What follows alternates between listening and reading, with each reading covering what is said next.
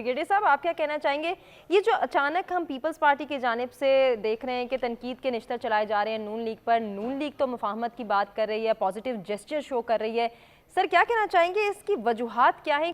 देखिए, थ्योरी के हिसाब से, असूल के हिसाब से, दस्तूर के हिसाब से, रूल्स एंड रेगुलेशंस के हिसाब से, तो जो आपने बात की और जो अजीम साहब ने बात की है बिल्कुल 120% करेक्ट है कि होना यही चाहिए।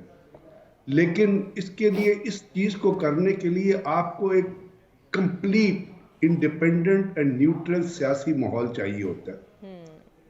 क्योंकि जो बिलावल भुट्टो ने एक स्टेटमेंट दी है कि जी आप नून लीग जो कुछ करे अपनी ताकत पे करे और बेसाखियों पे न चले, उसके अंदर बहुत सारे मायने हैं। अब इसके अंदर तीन चीजें आपने भाई, पहली बात इल्जाम तराशी।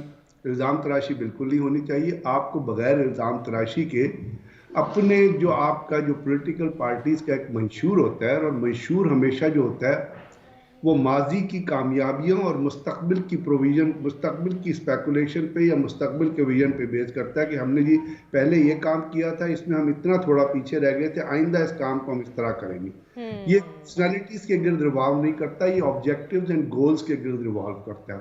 हमारे यहाँ उस तरीक़ाकार से तो अभी तक किसी पार्टी का कोई मंशूर सामने है नहीं, और कब आएगा इसका तो पता नहीं है। दूसरे आपने कहा एक साथ मिलकर काम करने का, शहबाज शरीफ साहब ने कहा, तो एक साथ मिलकर तो इन्होंने 16 महीने काम किया है, तो उसकी प्रोडक्टिविटी लोग उसके ऊपर बहुत सारे सवाल उठाते हैं। तो ये नहीं कि एक साथ मिलकर काम नहीं किया है, अब एक साथ मिलकर काम किया, उसका रिजल्ट जो है वो लोग जो है उसको एक्सेप्ट नहीं कर रहे जो आपने एक साथ। तो लोग ये फोर्सी ये करते हैं कि अगर आप फिर आपने एक साथ मिलकर इसी तरह काम किया तो आगे फिर आप जो पॉलिटिकल पोलराइजेशन और जो इकोनॉमी की बात करें उसका क्या हाल होगा।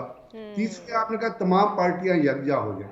देखिए, पॉलिटिकली तो तमाम पार्टियां यकजा नहीं हो सकती, एक प्लेटफॉर्म पे नहीं आ सकती। हर पार्टी अपनी अपनी स्ट्रेंथ पे इलेक्शन लड़ेगी, और वो स्ट्रेंथ जो है, जैसे मैं बिलावल की बात से एग्री करता हूँ, उन्होंने कहा पार्टी अपनी ताकत पे अपनी बेसिस पे इलेक्शन लड़े। इस वक्त तो माहौल है ना, आयरॉनिकली वो इस तरह का नजर नहीं आ रहा, क्योंकि जिस तरीके से नवाज शरीफ आए हैं और जिस तरीके से उनके साथ ट्रीटमेंट हो रहा है, उसमें लोगों के अंदर भी सवाल है, तो साफ जाहिर है पार्टीज के अंदर भी तो सवाल उठेंगे या नहीं उठेंगे। क्योंकि आप ये तो ना कहे ना कि पार्टियों के लीडर भी बेबहरा हैं या उनको समझ नहीं है क्या हो रहा है। तो बहुत सारी ऐसी चीजें हैं जिसके लिए आपको एक ब्रॉड बेस्ड, यानी बहुत बड़े वसी पैमाने पर अक्रॉस द कंट्री, पूरे मुल्क के अंदर, पूरे तमाम सूबों के अंदर एक ऐसा पॉलिटिकल माहौल होगा जिसमें ये लगे कि तमाम पार्टीज अपनी अपनी स्ट्रेंथ पे और अपने अपने मंशूर पे और अपनी अपनी माजी की कामयाबी पे आगे चल रही है। अगर तो ये माहौल क्रिएट हो गया तो फिर तो आपको इलेक्शन से आप तवक्को कर सकते हैं।